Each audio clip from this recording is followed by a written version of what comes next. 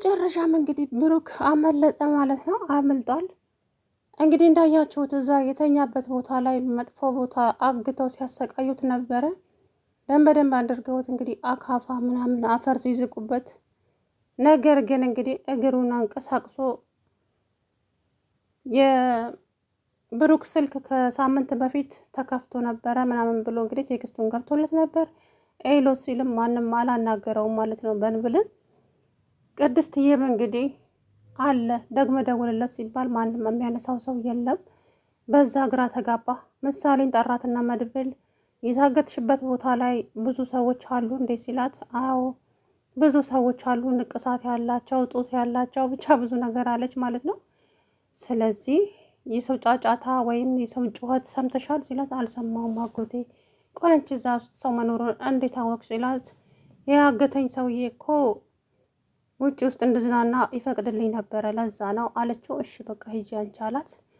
ከዛ በኋላ እንግዲህ ሞገስና መድብል ማታ በር ሰብረው ሄደው ሊያመጡት ወሰኑ ማለት ነው። ነገር ግን ብሩክ እንደምንም ብሎ ተፍጨርጭሮ እንግዲህ ከዛ አምልጧል። ዛሬውኑ ጨርሷቸው፣ ዛሬውኑ አስወግዷቸው። ሰዎቹ በጣም ኃይለኞች ናቸው። ካሌብ አለበለዛ እንደዚሁ በቀላሉ የምንችላቸው ሰዎች አይደሉም እያለ እንግዲህ ዝና ጥሩ ናፋውን እየነፋ ይገኛል። ዝና እንግዲህ ኤፍራታን ሊያሰቃያት መሀሊትን እንደምንም ብለሽ እጄ ላይ አስገቢ፣ አለበለዛ አንቺም ህይወትሽ አደጋ ላይ ነው ያለው። ምንም ዝባዝንኪ ከአንቺ የምሰማው ነገር የለም። ሰባት ዘሬ ድረስ እኮ ነው የተዋረድኩትኝ። በእድሜ በህይወቴ እንደዚህ ተዋርጃ አላቅም። በጣም ተዋርጃለሁ። ማንም ደፍሮኝ የማያውቀው ደፈሩኝ፣ ተደፍሬያለሁ። ስለዚህ እዚህ ሁሉ ተጠያቂ ደግሞ ኤፍራታ ናት። ሞቷል ብላ ጉድ ሰራችኝ። መድበለ እንግዳይልኝ ብላት፣ እሷ ግን አውቃ ከእሱ ጋር ተመሳጥራ ጉድ ሰራችኝ። ስለዚህ እኔ ደግሞ እንደዚሁ አለቃትም። የተወለደችበትን ቀን ነው የማስቆጥራት። እባክህን ዝና፣ መድብል እኮ አስፈራርቷት ነው። እባክህን አሁን አፍሽን ዝጊና የምልሽን ነገር ብቻ አድርጊ፣ አለበለዛ ግን አንቺም ከባድ ነገር ይከተልሻል አላት። የዛም ፈራችና እንግዲህ እሺ አለች፣ ወደ ቤት ሄደች። ኤፍራታ ግን በሞትም ብቻዬን አልሞትም፣ አንድ ሰው ይዤ ነው መሞት የምፈልገው። ስለዚህ መሀሌት እመኚኝ፣ ብቻዬን አልሞትም እያለች እየደጋገመች፣ ብቻዬን አልሞትም ማለት ምንድን ነው? ራስሽ ነሽ እኮ ወንጀል የሰራሽው። ስለዚህ ራስሽ ነሽ ተጠያቂ፣ ራስሽ ችለሽ ነው የምትታሰሪው እኮ። ልሞት ብታሰርም ብቻዬን አልታሰርም፣ ስሞትም ብቻዬን አልሞትም እያለች እየደጋገመች እንግዲህ ከማይደፈር ሰው ጋር ነው የተዳፈርሽው። ስለዚህ ካሌብ ደግሞ ምናክልና ኃይለኛና መላክል ጨካኝ ሰው እንደሆነ ጠንቅቀሽ ታውቂያለሽ። ደጋግሜ ነግሬሻለሁ ስለሱ። ከዝና የበለጠ ሰው ነው ብዬሻለሁ። ስለዚህ ዝና ደግሞ አምልጧል። አሁን ምንድን ነው የምታደርጊው? ዙረሽ ሁሉ ገደል ነው። እንኳን እኔ አንቺን ልረዳሽ ይቅርና እኔ ራሴ የሚረዳኝን ሰው እፈልጋለሁ አለቻት መሀሌት። ከዛ በኋላ ኤፍራታ እንግዲህ ለሞታ አንድ ነፍስ ነው ግን ደግሞ ብቻዬን አልሞትም፣ አንድ ሰው ይዤ ነው መሞት የምፈልገው አለቻት ማለት ነው። ዛሬ እንግዲህ አቶ ዝና መኪና ውስጥ ቁጭ ብሎ ተደፈርኩኝ፣ ተዋረድኩኝ፣ እንደዚህ ተዋርጄ አላቅም በእድሜ ሰባት ዘሬ እኮ ነው የተዋረደው እያለ እየደጋገመ እንግዲህ ብቻውን እያወራ፣ አሁን እንደምንም ብለሽ ኤፍራታን እጄ ላይ ካላስገባሽ ህይወትሽ አደጋ ላይ ነው ብሎ አስፈራራት መሀሌት። እንግዲህ እንዲሁም ፈሪናት። ከዛ ምሺ ብላ እንግዲህ ወደ ቤት ሄደች። ወደ ቤት ተመልሳ ኤፍራታን በመጠባበቅ ላይ ትገኛለች። ለኤፍራታ ስትደውልላት ስልክ አታነሳም። ኤፍራታ እንግዲህ አመልጣለች ይመስለኛል። ዋናው ነገር እንግዲህ ምሳሌዬ አባቷን አፍቋት እንባዋን ከብለል እያደረገች ነበረ። እውነት አሳዘነችኝ። ያው እንግዲህ በመጨረሻም ተደስታለች ማለት ነው። ቅድስትዬም ደግሞ ግራ ተጋብታለች። እውነት ለመናገር በጣም ግራ ተጋብታለች። አሁን ላይ ወደ ቤተሰቦቼ እንዳልጅ ያደራ ልጅን ትይጬ ወደ ሊሄድ እያለች ነው። መርዞ የሚባለው ልጅ ደላላው ደግሞ እንግዲህ አፍቅሬሻለሁ፣ ያላንቺ መተንፈስ አልችልም፣ ያላንቺ ህይወት የለኝም፣ ቅድስትዬ ተረጅኝ የባክሽ እያለ እያስጨነቃት ይገኛል። አይ መርዞ አሁን በዚህ ሰዓት ይቀለዳል እንዴ? አንተ ልጅ ግን ምን ሆነሃል? እያለች የምሬን እኮ ፍቅር አይገባሽም እንዴ? ቆይኛ ደላላዎች ፍቅር ማናቅ ነው አይደለም ይመስላችሁ? እናንተ ደግሞ ፍቅር ታውቃላችሁ እንዴ? የሰው ህይወት እንደ ቅጠል እናንተ ጋር እየረከሰበት ደግሞ እንደናንተ እኮ በሰው ህይወት የቀለደ ሰው የለም። በሰው ህይወት እዚህ ባፋችሁ ደልላችሁ ጥሩ ቦታ ትሄዳላችሁ፣ ጥሩ ቦታ ትገባላችሁ ብላችሁ ሰዎችን ሲኦል ነው የምትልቁት። ከዛ በኋላ የት እንደደረሱ የት እንደገቡ እንኳን አታውቁም እያለች ይሄ እሷ መልእክት በጣም ጥሩ ትምህርት ነው ማለት ነው የቅድስት ዛሬ። ይሄን ያክልማ ጨካኝና ፍቅር የማያናቅ ሰው አታድርጊን። አታውቁም ገንዘብ እንጂ እናንተ ፍቅር አታውቁም አለችው። ከዛ በኋላ ታይ እንጂ ቅድስትዬ የምወድሽን ያክል እንዳልጠላሽ አለኝ። ወደድከኝ ጠላኸኝ ምን። ለማንኛውም ቁርጥህን ወቅ። እኔ በጣም የማፈቅረው ሰው አለ፣ ለዛውም የማላቀው ሰው በጣም ግን እስከሚመጣ እጠብቀዋለሁ። ሳፈቅረውም እኖራለሁ፣ በተስፋም እጠብቀዋለሁ እያለች እንግዲህ ቁርጡን አሳወቀችው ማለት ነው። እሱም በጣም ተናደደና እሷም ጥላው ሄደች። እንግዲህ ብሶቱን ዳጣ ጋር ደውሎ ለዳጣ እየነገራት ነበረ። ዳጣዬም ደግሞ ዝና ያለበት ሰፈር ዝር አልልም፣ ዝና ቅጠሉ ሁሉ ኮሽሽ ባለ ቁጥር እንግዲህ ዝና መጣ፣ ዝና ሊገለኝ ነው እያለች ነው ማለት ነው። በጣም ፈርታለች። ምክንያቱም እንግዲህ ያኔ ደብድበዋለች የታገተ ጊዜ።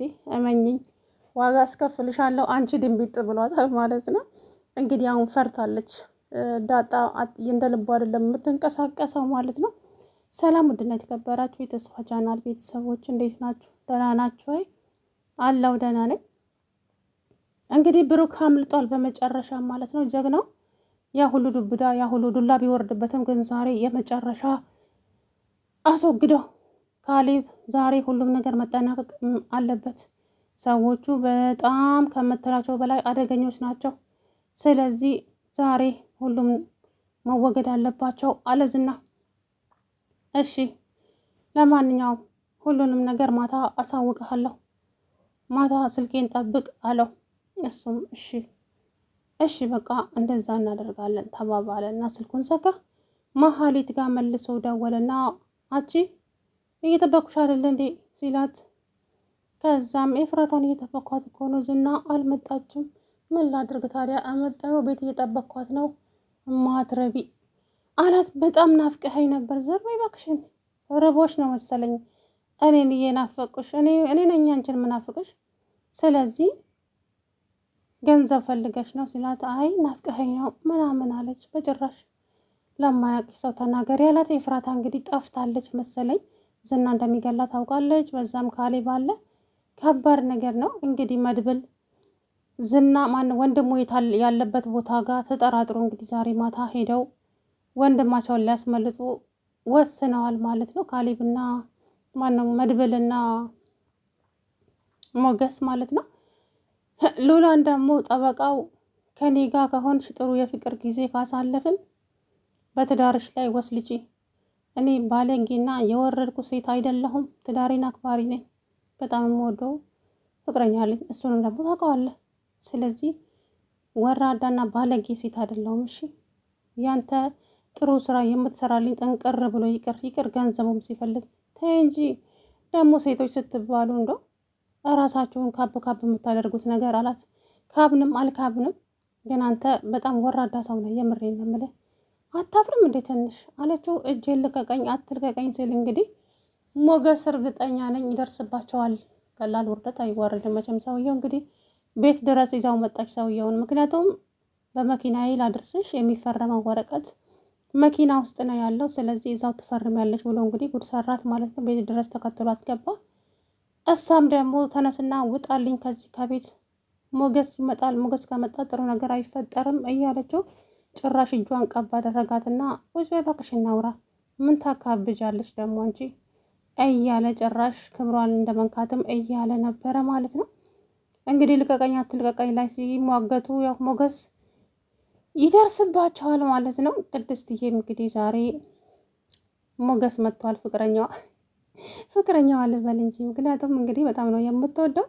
የዛን ቀን ፍቅሩን በተቀበልኩት ኖሮ ይሄ ሁሉ ባልመጣ፣ ዛሬ ባልጸጸተኝ ነበር እያለች ለምሳሌም ጥያቄዋን እንዴት አድርጌ ልመልስ? እሱ አባቴ ናፍቆኛል፣ አባዬ ናፍቆኛል ትለኛለች። ምን ማድረግ ነው ያለብኝ?